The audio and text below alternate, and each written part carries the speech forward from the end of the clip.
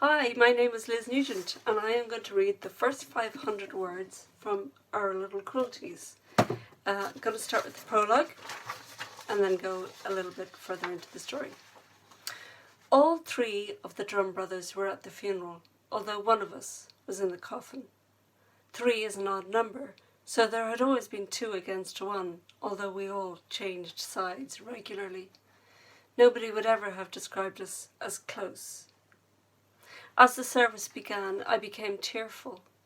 My living brother and I stood side by side at the top of the crematorium while people lied to us about what a brilliant man our brother had been. All the usual meaningless cliches. His death was sudden, horrific. The investigation was quick and conclusive. I was not a suspect. I had a sense of freedom and relief I hadn't felt in quite a while.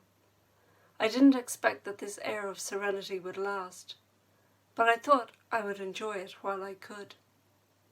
My surviving brother was unreadable to me.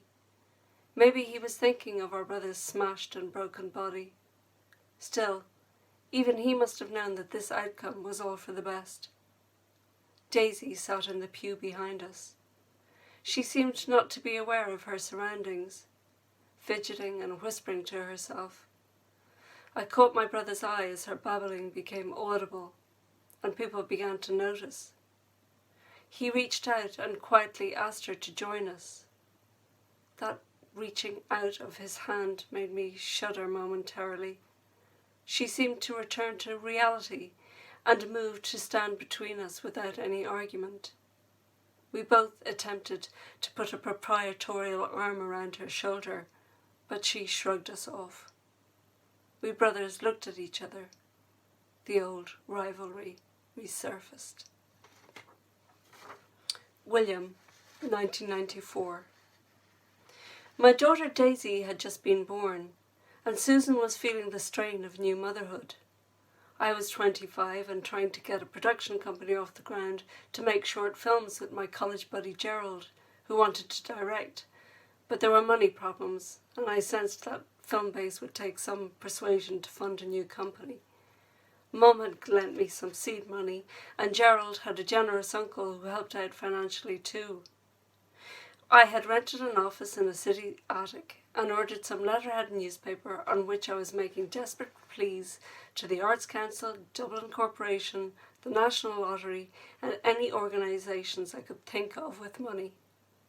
I was working hard and then up at night with the baby a lot of the time, and maybe I was more irritable than I should have been. But when I came home in the evening after a long slog in the office, the last thing I wanted to see was my rock star little brother sprawled across my sofa, while my still sore wife perched uncomfortably on the dining chair, baby sick stains on each shoulder, unkempt and exhausted. Hope you enjoyed that. That's from Our Little Cruelties, available in all good bookshops, and even some bad ones, as if there's such a thing.